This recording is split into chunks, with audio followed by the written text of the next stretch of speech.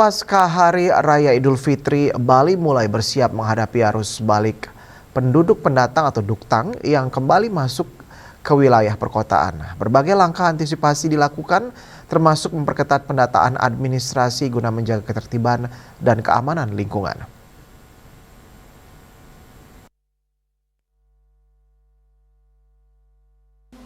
Kepala Dusun Banjar Buruan Sanuri Bagus Made Wirata menyatakan bahwa proses pengawasan terhadap penduduk pendatang sebenarnya telah dimulai sejak di titik penyeberangan pelabuhan. Pemfilteran data di pintu masuk diharapkan mampu minimalisir masuknya pendatang tanpa identitas yang jelas. Setibanya di wilayah Banjar, para pendatang kembali didata oleh aparat setempat. Fenomena yang kerap terjadi adalah para pendatang yang kembali ke Bali tidak datang sendiri, melainkan mengajak anggota keluarga lainnya. Hal ini membuat proses pendataan menjadi lebih kompleks. Untuk pendatang yang tinggal di rumah kos milik warga lokal, pemilik kos diwajibkan melaporkan keberadaan penghuni kepada kepala dusun. Langkah ini menjadi bagian penting dalam memastikan seluruh penduduk yang tinggal di wilayah tersebut tercatat secara administratif. Selanjutnya, para pendatang diarahkan untuk mengurus surat tanda lapor diri (STLD) sebagai bukti resmi keberadaan mereka. Namun dalam prakteknya, masih banyak kendala yang ditemui, terutama terkait kelengkapan dokumen seperti KTP dan kartu keluarga.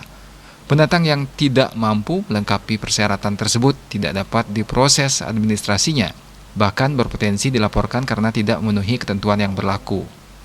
Artinya dari penyeberangan kita di pelabuhan itu, kita harapkan di sana kan terjadi pemfilteran untuk data-data yang ada. Kebanyakan penduduk pulang dia terus mengajak beberapa keluarganya. Sesampainya di Banjar tetap kita data. Biasanya yang ada di rumah penduduk yang kos itu dari pihak yang punya kos diarahkan untuk melaporkan ke Kadus. Jadi kita mendata keberadaannya dan kita arahkan untuk mengurus STLD, surat tanda lapor diri. Itu yang akan sering kita lakukan.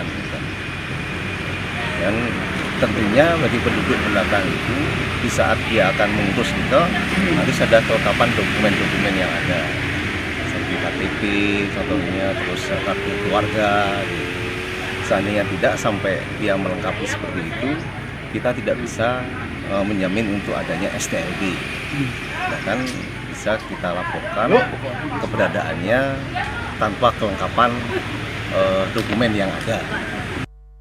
Dengan langkah-langkah tersebut, diharapkan arus balik penduduk pendatang pasca Lebaran dapat tetap terkendali, sehingga stabilitas dan ketertiban lingkungan di Bali, khususnya di wilayah Sanur, tetap terjaga. Yana, Bali TV.